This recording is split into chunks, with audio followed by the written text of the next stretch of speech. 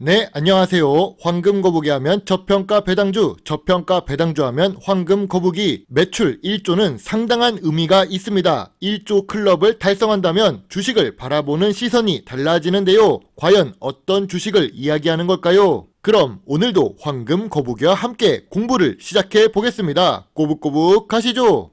시청자 종목 분석 요청이 들어온 아난티입니다. 아난티는 골프장 레저 사업, 관광 숙박업, 휴양, 콘도미니엄의 설치 및 운영을 하는 기업인데요. 예전에 북한과 관계가 좋거나 나쁘면 주가가 변동하는 대북 테마주로도 알려져 있습니다. 물론 저는 그런 테마주 성격이 있는 종목을 좋아하는 것이 아닌데요. 거기다가 아난티는 황금 거북이가 좋아하는 배당금을 주지 않기 때문에 개인적으로 투자하지 않고 있던 종목 중 하나입니다. 배당금을 주지 않는 종목은 재무제표를 보면 그 이유를 추측할 수 있습니다. 아난티는 매출액이 성장하고 있는 편인데요. 5년 동안 무려 2배의 매출액의 상승을 보여주고 있었습니다. 다만 2018년부터 2020년까지 단기 순손실을 기록하는 만큼 재무제표가 아름다운 편은 아닌데요. 그래도 중요한 부분은 2021년부터 단기 순이익으로 전환되었다는 것입니다. 아까 언급한 것처럼 배당을 주지 않는 이유를 알 수 있습니다. 재무제표가 예전부터 좋았던 주식은 아니기 때문입니다. 그래서 ROE를 두고 분석할 수는 없지만 2023년이 기대되는 아난티입니다. 다만 황금 거북이가 중요하게 생각하는 부채 비율 기준은 아난티가 충족하지 못하는 상태인데요. 부채 비율이 100% 미만이면 훌륭하다고 할 수 있고 200%까지는 볼 수 있을 정도라고 하는데 최근 3년간의 아난티의 부채 비율은 200%가 넘습니다. 다행인 부분은 유보율이 버텨줘서 재무 안정성이 보통 수준이라고 생각합니다. 최근 아난티의 뉴스입니다. 제목만 보면 엄청 대단해 보이는데요. 아난티 반전 스토리, 호텔 업계 첫 매출 1조 벽을 넘는다. 제목을 보면 아난티가 벌써 매출 1조가 넘는 것 같지만 아까도 보았듯이 이번 2022년 매출액은 3,253억입니다. 왜 이렇게 뻥튀기가 된 걸까요? 분양 사업은 매출이 추후에 인식되기 때문에 2023년에 매출액을 기대할 수 있는 것입니다. 그러나 황금 거북이는 항상 좋은 뉴스를 경계하라고 이야기를 했었죠. 아난티 2022년 영업이익 1152억 원의 최대 실적 갱신, 하나의 사실에 4개의 언론사가 뉴스를 만들고 있습니다. 이렇게 대단하고 좋은 뉴스가 나오는데 주가는 어떻게 움직이고 있던 걸까요? 아난티의 3년 동안의 주봉 차트를 보면 매수 버튼에 손가락이 올라갈 것입니다. 황금 거북이가 자주 보는 2019년 저점 대비를 보더라도 낮으며 2019년 고점 대비 주가가 80% 하락한 상태니까 저평가 구간이라고 생각하고 덜컥 매수하고 싶어집니다. 그러나 아난티는 재무제표가 좋았던 2021년의 고점을 기준으로 분석해야 합니다. 그래도 2021년 고점 대비 55% 하락한 주가니까 좋은 상태이지 않을까란 기대도 할 수 있습니다. 2019년 비정상적인 고점 구간을 제외하고 본다면 2018년 저점은 7,000원입니다. 그리고 2018년보다 재무제표가 좋아졌고 2021년부터는 영업이익이 증가하고 있으니까 앞으로 주가가 상승할 가능성이 높습니다. 그렇다면 저평가 구간일까요? 2021년부터 재무제표는 개선되었고 2021년의 저점은 7,200원이기 때문에 저점 구간은 맞습니다. 2023년 초부터 주가가 하락해서 저점 구간으로 내려온 상태입니다. 다만 황금 거북이는 여전히 저평가 구간이라는 확신이 들지 않습니다.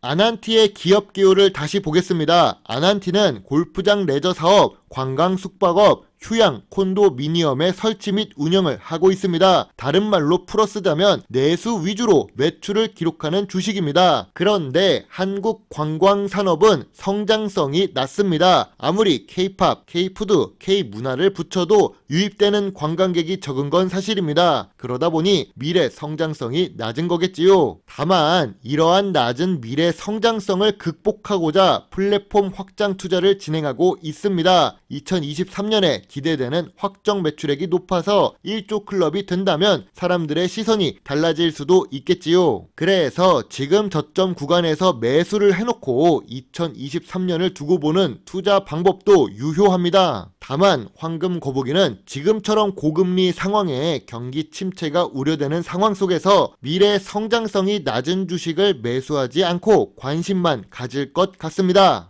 황금 거북이는 인기가 없습니다. 그래서 비인기 주식만 보면 동질감을 느끼는데요. 저는 어차피 조회수가 낮아서 비인기 종목인 팜스빌을 분석해도 예전 조회수랑 비슷할 것입니다. 그래서 이번에 분석할 비인기 종목은 팜스빌입니다. 팜스빌은 인간의 수명을 연장하는 기업이라는 멋있는 철학을 가지고 바이오 헬스케어 선두주자가 되고 싶어하는 주식입니다. 전자상거래 플랫폼을 기본으로 건강기능식품과 건강지향식품 자체 브랜드를 유통하고 있으며 황금 거북이가 좋아하는 배당도 지급하는 회사입니다. 다만 시가총액이 낮은 소형 주식이죠.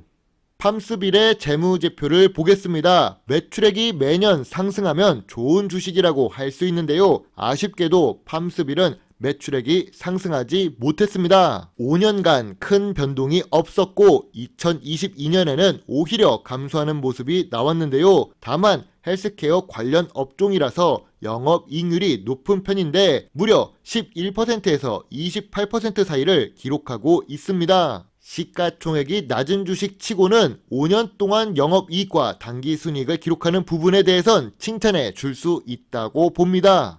다만 상장 이후 평균 ROE가 10% 미만입니다. 미래 성장성이 있는 산업 같아 보이지만 재무제표가 완벽하지 못하다는 것을 알 수 있습니다. 그래도 시가총액이 낮은데도 불구하고 부채 비율이 100% 미만을 유지하고 있는데요. 100%도 아니고 20%대를 기록하니까 매우 안정적으로 부채를 관리하고 있는 거겠지요. 작은 소형 주식이 이런 재무 안정성을 갖추고 있다면 적어도 빚 때문에 망하는 일은 거의 없을 것 같습니다.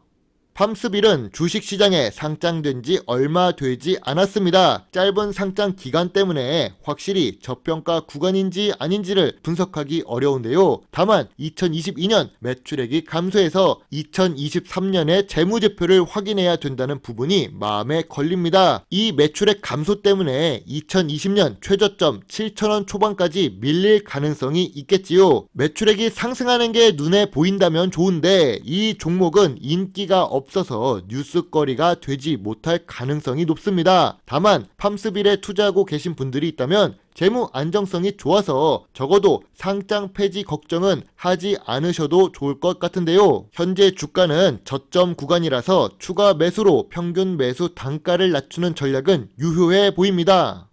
재무제표가 좋지만 매출액이 줄어서 아쉬운 팜스빌입니다. 재무 안정성도 좋고 주가도 저점 구간입니다. 또한 인간은 오래 살고 싶어하며 건강을 중요하게 생각하는데요. 그런 관점에서 본다면 팜스빌은 좋은 산업에 속해 있다고 할 수 있지요. 하지만 제일 중요한 것은 매출액입니다. 아무리 미래 성장성이 있는 건강 헬스케어 산업에 있어도 매출액이 늘지 못하는 기업은 도태되게 마련이죠. 거기다가 한국 시장만 보고 사업을 하는 것도 위험 요소가 될 수 있습니다. 내수 시장만 본다는 것은 미래 성장성이 낮다는 뜻이고 영업이익률이 높은데 배당금도 1% 수준인 부분도 부정적인 요인이 됩니다. 다만 재무제표가 나쁜 것은 아니니 황금 거북이는 관심 의견을 제시하겠습니다. 비인기 종목을 공부하면 왜 인기가 없는지 알 수 있습니다. 이렇듯 주식에 대한 넓은 시야를 가질 수 있으면 좋겠는데요. 오늘도 황금 거북이와 함께 주식 공부를 해주셔서 정말로 감사합니다. 여러분의 작은 후원은 황금 거북이가 더 좋은 배당주 정보를 찾는데 많은 도움이 될 수 있습니다. 물론 투자의 책임은 매수, 매도, 단추를 누른 본인에게 있다는 것을 잊지 말아 주세요. 배당주 주식 유튜버 황금 거북입니다. 감사합니다.